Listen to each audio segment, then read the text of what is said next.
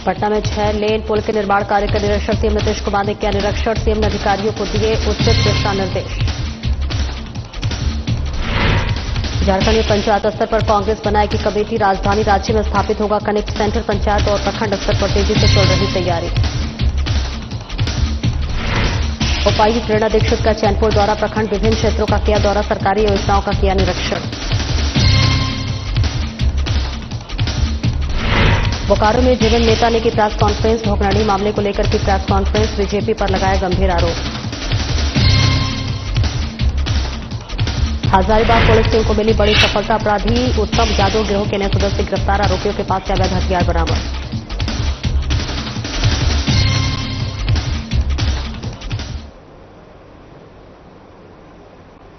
नमस्कार, स्वागत है आपका। मैं हूं आपके साथ सपना दीपक मदेशिया। बुलेटिन का आगाज करेंगे। दीघा से सोनपुर तक जेपी सेतु के समानांतर बताए जा रहे 6 लेन पुल के निर्माण कार्य का मुख्यमंत्री नीतीश कुमार ने जायजा लिया। उन्होंने इस पुल के निर्माण कार्य के संबंध में अधिकारियों से विस्तृत जानकारी ली। इस दौरान मुख्यमंत्री ने कहा कि उत्तर बिहार और दक्षिण बिहार के बीच आवागमन को सुगम बनाने में यह पुल काफी उपयोगी होगा।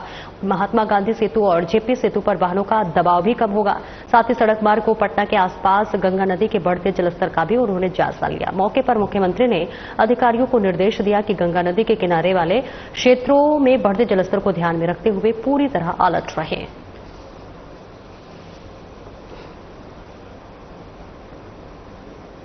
नेता प्रतिपक्ष तेजस्वी यादव का अब चुनाव आयोग पर तीखे तेवर देखने को मिला है। तेजस्वी ने चुनाव आयोग को लेकर क्या कुछ कहा, सुनिए। ये देखिए, समय नहीं दे रहे तो कोई ना कोई बहाना लेकर के आ रहे हैं और चुनाव आयोग जो है बीजेपी के इशारे पे अपना काम कर रहा है। इन लोगों के पास कोई जवाब नहीं है। बिहार के गरीबों का वोटर लिस्ट से नाम काट रहे, फिर राशन काटेंगे, फिर पेंशन काटेंगे। बिहार लोकतंत्र की जननी है और लोकतंत्र को ये लोग, इस लोकतंत्र की जननी से लोकतंत्र को खत्म करना चाहते हैं भाजपा के लोग, जो कि हरगिज नहीं होगा। हम लोगों ने कई बार जो है पार्टी के दल के अलायंस के, इससे पहले भी तो हमारे लोग जाते रहे इलेक्शन कमीशन, तब तो ये नियम नहीं था। आज नियम क्यों बदले जा रहे हैं? इलेक्शन कमिश्नर को आके सामने 2 प्रेस कॉन्फ्रेंस हमने किया है इस मुद्दे को लेकर के, एक बार भी उन लोगों ने जवाब नहीं दिया है। आ करके जवाब देना चाहिए, सब लोगों के साथ मिलना चाहिए, डेलीगेशन के साथ मिलना चाहिए। फिर बोलते नहीं इंडिविजुअल पार्टी के साथ अलग अलग बैठेंगे। क्यों अलग अलग बैठोगे? देश में लोकतंत्र और संविधान नाम की चीज है कि नहीं? इलेक्शन कमीशन इंडिपेंडेंट बॉडी है, लेकिन काम जो है बीजेपी का सेल जैसा करता है। आज तक बताइए कि बीजेपी के नेताओं पे चुनाव में जितनी बार भी लोगों ने नियम का उल्लंघन किया है और कभी भी कार्रवाई की इलेक्शन कमीशन ने। झारखंड प्रदेश कांग्रेस एक तरफ जहां पंचायत और प्रखंड स्तर पर कांग्रेस कमेटी का गठन करने जा रही है, तो वहीं दूसरी तरफ वॉर रूम की तरह रांची में कनेक्ट सेंटर भी स्थापित कर ली है और पार्टी संगठन की योजना कनेक्ट सेंटर से दूरदराज के प्रखंड पंचायत तक के कांग्रेसी कार्यकर्ताओं को जोड़ने की है। इसके साथ ही 7 कनेक्ट सेंटर के माध्यम से पार्टी की गतिविधियों की भी अद्यतन जानकारी से झारखंड मुख्यालय और एआईसीसी को मिलेगी। सेंटर हमारा काम कर रहा है और हमारे जितने भी प्रखंड कमेटी के गठन का था, ये काम मेरा प्राय कंप्लीट हो गया है। कुछ ही मंडल अध्यक्ष बाकी हैं, वो भी 1 सप्ताह में कंप्लीट हो जाएगा। मेरा अभी अपॉइंटमेंट लेटर डिस्ट्रीब्यूशन का काम चल रहा है। विभिन्न जिलों में प्रखंड मुख्यालय पर मीटिंग करके उन लोगों को अपॉइंटमेंट लेटर दिया जा रहा है और जिन लोगों को यह नियुक्ति पत्र दिवाला है, उनके घर में जाकर के फिर झंडा लगाने की भी बातें हो रही है। और ये हमारे प्रखंड अध्यक्ष, प्रखंड पर्यवेक्षक और मंडल अध्यक्ष तीनों पंचायत में जाएंगे, रात्रि विश्राम करेंगे और वहां पंचायत अध्यक्ष का चुनाव करेंगे, जो हमारे मंडल कमेटी के सदस्य। गुमला उपायुक्त प्रेरणा दीक्षित ने चैनपुर और जारी प्रखंड के विभिन्न क्षेत्रों का दौरा किया। इस दौरान उन्होंने उक्त क्षेत्र में किए जा रहे सरकारी कार्यों एवं योजनाओं का निरीक्षण कर आवश्यक दिशा निर्देश दिए। उन्होंने अपने दौरे की शुरुआत पंचायत भवन बिंडोरा में लगे धरती आबा जन भागीदारी अभियान के शिविर से की। उपायुक्त ने बताया कि उनके द्वारा दिए जा रहे क्षेत्र भ्रमण का उद्देश्य योग्य लाभुकों तक सरकार द्वारा चलाई जा रही जन कल्याणकारी योजनाएं पहुंच रही है या नहीं। इस निरीक्षण अभियान में अनुमंडल पदाधिकारी चैनपुर कार्यपालक और अभियंता पीएच एरिया सहित संबंधित विभागों के पदाधिकारी एवं अन्य कर्मी मौजूद रहे।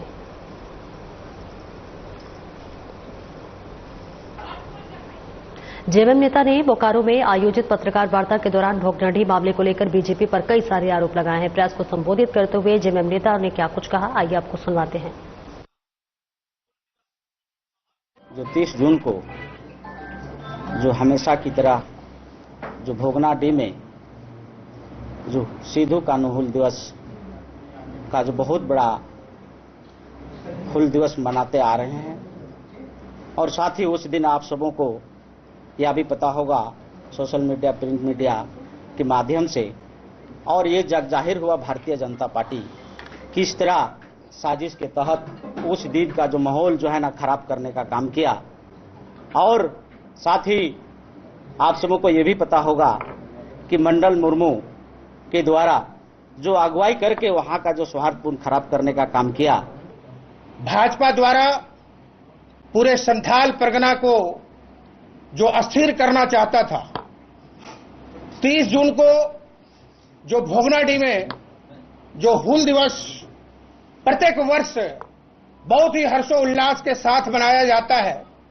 और सबसे बड़ी बात है कि आप लोगों ने देखा उस दिन कि भाजपा ने जिस तरह का जो साजिश किया था, वो भाजपा के द्वारा मणिपुर झारखंड को बनाना चाहते हैं और झारखंड मुक्ति मोर्चा और तमाम जितने भी झारखंड प्रदेश के लोग हैं यह कदापि बर्दाश्त नहीं। और वही केंद्रीय मंत्री नितिन गडकरी ने आज राज्यवासियों को बहुत बड़ी सौगात दी है।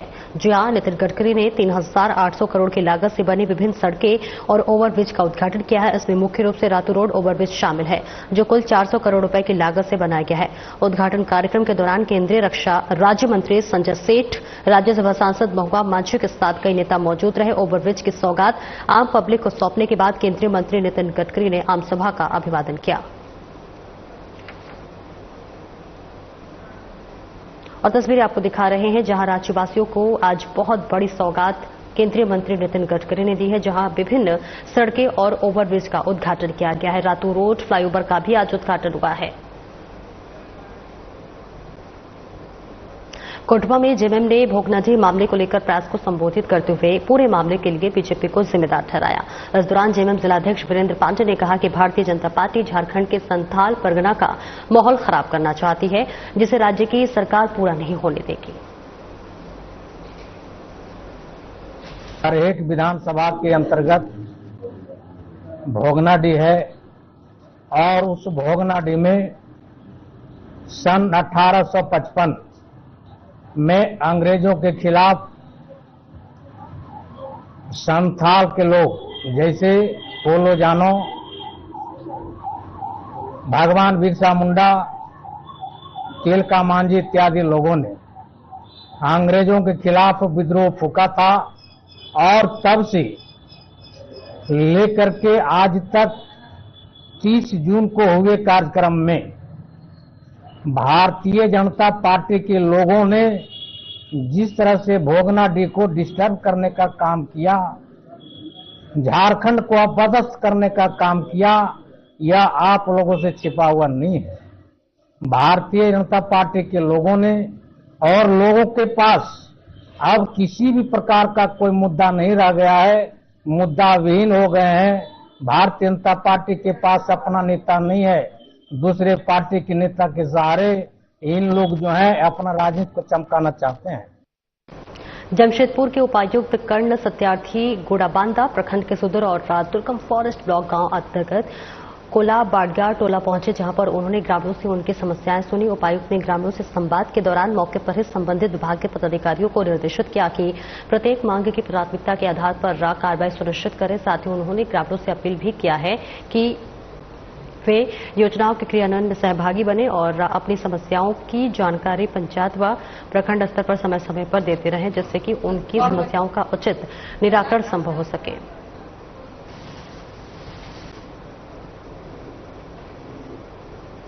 बालीडीह इंडस्ट्रियल एरिया में स्थित ethanol plant eastern India chemical private limited में नियोजन की मांग को लेकर विस्थापितों ने अनिश्चितकाल के लिए प्लांट के गेट को जाम कर दिया है। रैत नियोजन की मांग कर रहे हैं। विस्थापित रैतों की मांग है कि वार्ता के 3 महीने बीत जाने के बाद भी प्रबंधन के द्वारा नियोजन पर पहल नहीं की गई है। वहीं धरना का नेतृत्व कर रहे धनबाद बीजेपी सांसद के प्रतिनिधि अविनाश सिंह ने कहा कि प्रबंधन बार बार रैतों को सिर्फ आश्वासन देने का काम कर रहा है।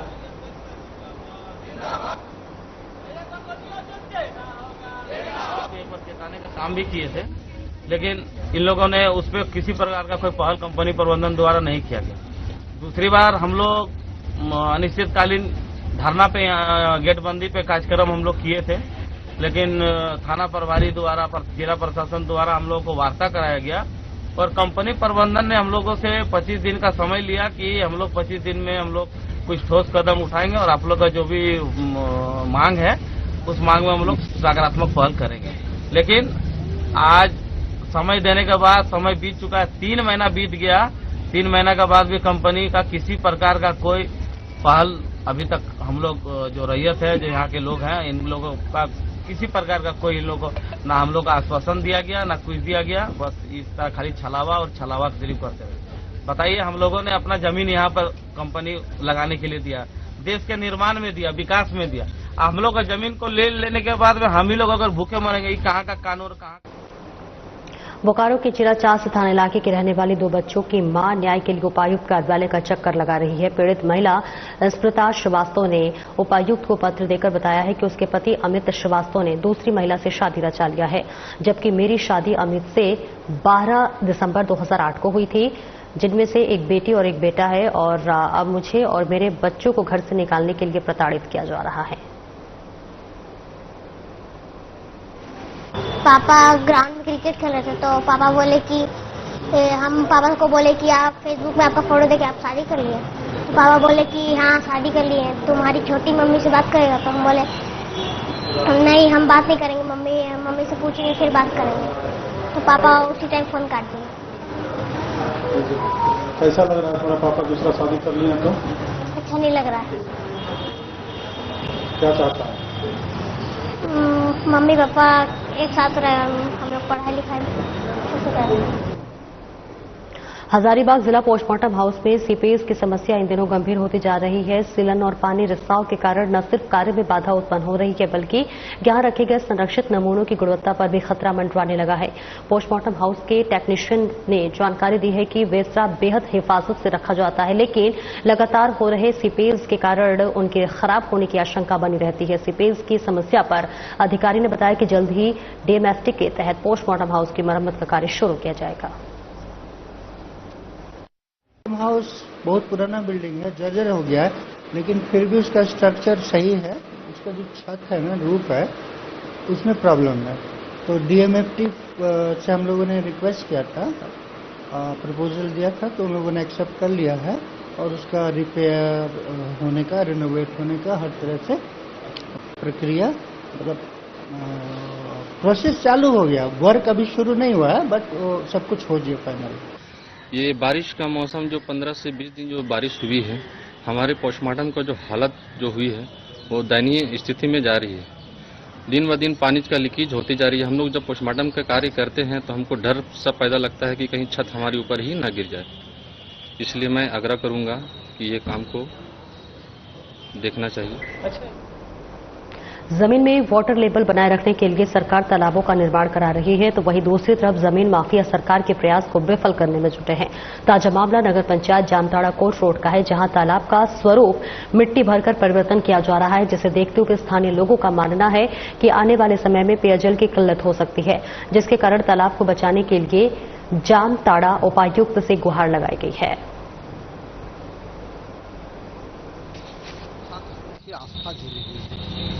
इस आस्था के तहत इस तालाब को बचाने के लिए हम लोग डीसी महोदय, एसडीओ महोदय और सीओ को सभी को हम लोग आवेदन प्रतिलिपि दे चुके हैं, पर उनके द्वारा किसी तरह का यहाँ पर कोई किसी तरह का रोक का उपाय नहीं किया गया। घर पे घर बनता चला जा रहा है चारों तरफ से।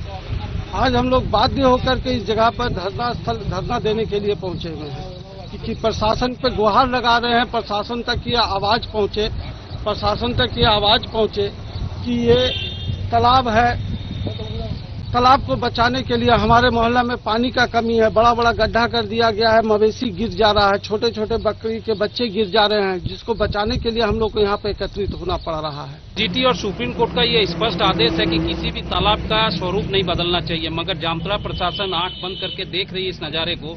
हम लोग पिछले 5 साल से इसका विरोध कर रहे हैं, ऊपर स्तर से लेकर नीचे स्तर तक हर जगह हमने आवेदन दिया।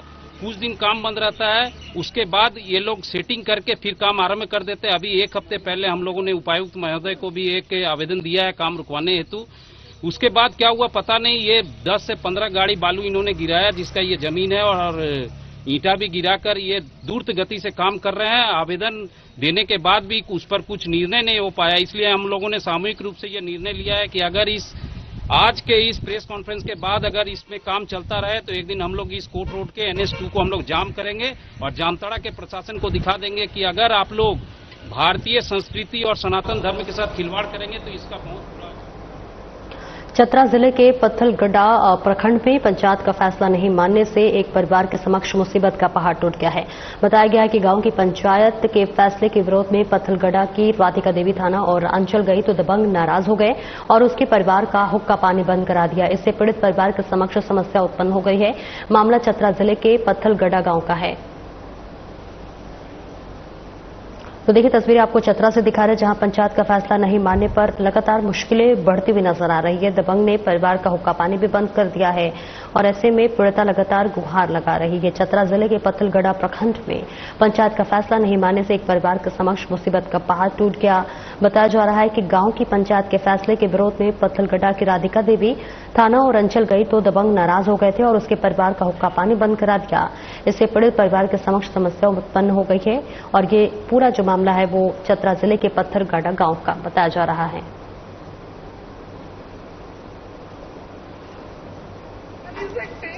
क्या बता रहे थे लेबर मिस्त्री? लेबर मिस्त्री को मना कर दिया, सेटरिंग वाला तो उसको ही मना कर दिया, जो इसको हो जाएगा सबको गांव से हम निकाल देंगे। तो मेरे खाना पीना सभी लोग बंद कर दिया है। अब हम लोग कुछ नहीं, अब हम लोग आत्मदाह करेंगे सीधे, लेकिन हमको फैसला नहीं मिला। शहर में बढ़ती आपराधिक घटनाओं के बीच हजारीबाग पुलिस को बड़ी सफलता मिली है। पुलिस ने कुख्यात अपराधी उत्तम यादव गिरोह के 9 सक्रिय सदस्यों को हथियार, जिंदा गोलियां, बाइक व ग्रांट विटारा कार के साथ गिरफ्तार किया है। गिरफ्तार अपराधी केश ज्वेलर्स फायरिंग कांड में शामिल थे। पूछताछ के क्रम में सभी आरोपियों ने स्वीकार किया है कि वे चतरा निवासी कुख्यात अपराधी उत्तम यादव गिरोह के सदस्य और दिनांक 22 जून को हजारीबाग स्थित श्री ज्वेलर्स में रंगदारी वसूलने के उद्देश्य से फायरिंग की थी। फिलहाल पुलिस गिरोह के सरगना उत्तम यादव की गिरफ्तारी के लिए छापेमारी कर रही है। बाइक पर सवार होकर आए, एक ने हेलमेट पहन रखा था और दूसरे ने अपना चेहरा कवर कर रखा था और उन्होंने गोली चलाया उस दुकान के ऊपर। जब हम लोगों ने जांच पड़ताल किया तो पता चला कि वो दुकानदार को पहले से ही लेवी की मांग की गई थी, थ्रेट कॉल्स दिए गए थे, जिसकी जानकारी पूर्व में पुलिस को नहीं दी गई थी। इस घटना के अनुसंधान हेतु हम लोगों ने एक SIT का मैंने गठन किया, जिसका नेतृत्व अमित आनंद कर रहे थे। साथ में उसमें इंस्पेक्टर साहब जो सदर थाना प्रभारी हैं, विनोद हैं, शाहिद हैं, पंकज हैं और हमारे पुलिस पदाधिकारी, हमारे गोपनीय जो टेक्सेल होता है उसके तमाम लोग, ये सारे लोग जुड़े थे। और आज हम लोगों ने उन दोनों लोगों को, जिन लोगों ने उस घटना में गोली चलाया और बाइक चलाया, उनको गिरफ्तार किया। हजारीबाग पुलिस को एक बड़ी सफलता हाथ लगी है, जिसमें धनबाद निवासी राशिद जावेद को पुलिस ने गिरफ्तार कर लिया है। आपको बता दें कि राशिद जावेद हजारीबाग के 2 स्वर्ण व्यवसायी और एक जूता व्यवसायी से फोन पर धमकी देते हुए रंगदारी मांग रहा था, जिसके बाद हजारीबाग पुलिस ने अनुसंधान के क्रम में राशिद जावेद को गिरफ्तार कर लिया है।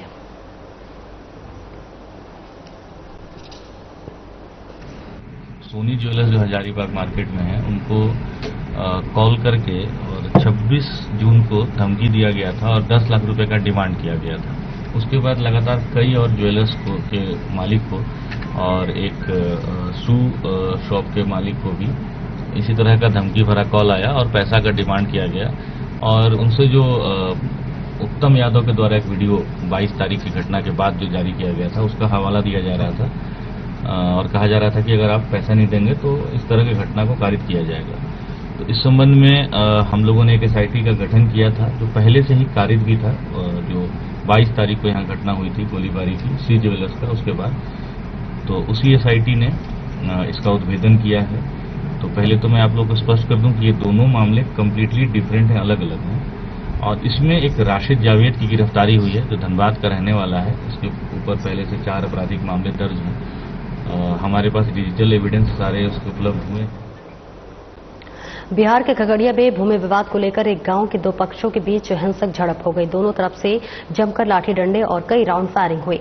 वहीं इस घटना में दोनों तरफ से 2 युवक घायल हो गए, जिसमें बिट्टू कुमार को पैर में गोली लगी है, जबकि दूसरे पक्ष से नवेंदु कुमार भी जख्मी हुआ है। इन सब के बीच घटना का वीडियो फिर सामने आया है जो सोशल मीडिया में तेजी से वायरल हो रहा है। वैसे साधना प्लस न्यूज वायरल वीडियो की पुष्टि नहीं करता है। फिलहाल पुलिस मामले की छानबीन में जुट गई है। कौन मार दिया? अमरेश ने मारा है। कहाँ पे? पैर में गोली मारा। कहाँ पे? घर पे? हम घर पे आगे सब पहुंचो भाग के बाद हुआ था क्या? मेरा खेत कार जोत लिया है। मेरा खेत कार जोत लिया है। हाँ। और बोलने गया तो पहुंचो भाग घर से पहुंचो गोली मारा। और गाड़ी है एक 4 चक्का वो देखिए वहाँ पे लगा, उसको मार के लाठी छूट दिया है। कितने लोग घायल हैं? 2 लोग घायल है, घर पे है, कपारों सब लगा, हमको जल्दी बेचैनी नंबर। इनका 2 भूतिया है और मामूली बात को लेकर के इन लोगों में विवाद हुआ छोटा से और गोली फायरिंग हुई है। एक व्यक्ति घायल हुआ है उसमें और मारपीट दोनों तरफ से हुई। दूसरे पक्ष में एक व्यक्ति का सर फूटा है, वो भी घायल है। उन्होंने छापेमारी की थी, जो भागे हुए हैं। इन लोगों ने आवेदन दिया है, दोनों तरफ से FIR की जा रही है। इसमें सख्त दरभंगा के CM आर्ट कॉलेज में पॉलिटिकल साइंस PG की पढ़ाई करने वाली मोनिका रहस्यमय तरीके से पिछले 5 दिनों से यानी 27 जून से गायब है और अब तक उसका कोई पता नहीं चल पाया है। कॉलेज में लगी CCTV उसके कॉलेज आने का वीडियो रिकॉर्ड है, लेकिन कॉलेज से बाहर जाने का कोई फुटेज नहीं है। मोनिका के पिता ने अपनी बेटी के लापता होने की सूचना दरभंगा नगर थाने को लिखित रूप से दिया है, तो वहीं SSP के निर्देश पर मोनिका की तलाश के लिए सदर SDPO के नेतृत्व में पुलिस की एक SIT टीम का गठन किया गया है। से कल होके जो है वहाँ फोटो लिया देखा गया CC का रिकॉर्डिंग क्या है नहीं है, तो उसमें पाया गया कि 8:58 में इन कर रही है, 9:03 में ऊपर जा रही है कॉलेज पे, लेकिन नहीं। और उसके बाद निकलने का हम 5 बजे तक इंतजार किए, वो CC फोटो देख रहे हैं कि 5 बजे तक उधर से उतरी नहीं है कि नहीं। उसके बाद जो है हम सर को कहे कि सर इतना समय हो गया, आखिर बच्ची गई कहाँ? तो बोले कि ठीक है, ये लोकेशन के हिसाब से जो है सो आपका टाउन थाना पड़ता है, आप वहाँ एक आवेदन दे दीजिए, है कि नहीं। हालांकि एक आवेदन हम वहाँ भी दिए, लेकिन वो आवेदन वो स्वीकृत नहीं किए और हम टाउन थाना दिए। टाउन थाना बोले कि ये आपका जो है मामला उस थाना का पड़ता है। हम कहे सर कहाँ दोगे, हम यहाँ दोगे कि वहाँ दोगे? उसके बाद जो है ये टाउन थाना आवेदन लिए। जो एक उनके पिताजी ने FIR दर्ज कराई है और उस FIR के आधार पे हम लोग जो है कि वरीय पुलिस अधीक्षक महोदय दरभंगा द्वारा एक SIT का भी गठन कर दिया गया SDPO सदर 1 के नेतृत्व में। और हम लोग जो है कि CCTV फुटेज और आसपास की जो भी चीज़ें उसको खंगाल रहे हैं। अन्य पहलुओं भी जितने भी पहलू हैं सब पे हम लोग देख रहे हैं, चूँकि अंडर इन्वेस्टिगेशन है तो बहुत सारी बातें हम आपको नहीं बता पाएंगे। बट हम लोग जितने भी एंगल हैं उस एंगल पे हम लोग बहुत तेज़ी से कार्रवाई कर रहे हैं। आशा है कि इस केस को हम लोग बहुत ही जल्दी सुलझा लेंगे। कितने साक्ष्य सामने आए हैं? क्या कहता है एंट्री है कॉलेज में बाहर नहीं, इसमें अभी हम लोग जो देख रहे हैं कि CCTV में एंट्री है, लेकिन वो जो अभी है वो भेग है, स्पष्ट नहीं हो रहा है कि जो एग्जिट हो रही है वो वही है। और अन्य भी पहलू हम लोग उनके घर भी गए हुए हैं, वहाँ भी हमारी एक टीम गई है, वहाँ भी बातें कर रहे हैं। एक दूसरे पहलू भी हमको नजर में। कोसी बैराज से लगातार हो रहे पानी डिस्चार्ज को लेकर जिला प्रशासन अलर्ट मोड पर है, तो वहीं इस मामले को लेकर DM तरणजोत सिंह ने बताया है कि आगामी बाढ़ को लेकर जिले में सभी तैयारी मुकम्मल कर ली गई है। यही नहीं, जिले के प्रभारी मंत्री और स्थानीय जनप्रतिनिधियों के साथ समीक्षा बैठक भी हुई है। बाढ़ से प्रभावित क्षेत्र में नाव परिचालन, पशु चारा और मानवीय राहत सामग्री उपलब्धता के लिए निविदा भी निकाली जा चुकी है। बाढ़ से निपटने को लेकर जिला प्रशासन पूरी तरह तैयार है। जिला में बाढ़ प्रभावित जो प्रखंड हैं, चौसा, आलमनगर और पुरैनी विशेषकर प्रभावित रहते हैं और बाढ़ की तैयारियों को लेकर हम लोग पूर्ण रूप से सजग हैं। इसके लिए सारी तैयारियां हम लोगों ने मुकम्मल कर ली हैं। बाढ़ की तैयारियों की समीक्षा प्रभारी मंत्री महोदय और प्रभारी सचिव महोदय के स्तर से भी की गई है। तो इसके लिए जो दर का निर्धारण, बाढ़ की सामग्रियों के दर का निर्धारण है, वो निविदा के माध्यम से कर लिया है। पशु चारा के दर का निर्धारण भी निविदा के माध्यम से कर लिया है। मानवीय और पशु दवाइयों की उपलब्धता के संबंध में भी समीक्षा सिविल सर्जन और एनिमल हस्बेंड्री ऑफिसर के साथ हमने की है और सारी दवाइयां और एंटी स्नेक वेनम भी उपलब्ध।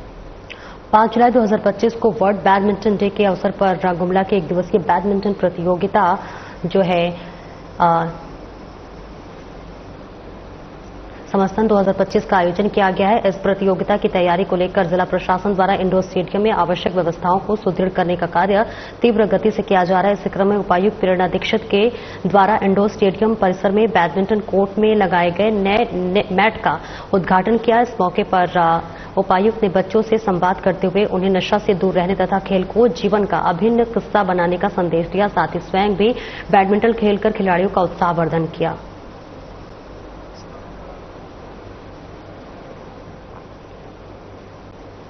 फिलहाल इस बुलेटिन में इतना ही। नमस्कार।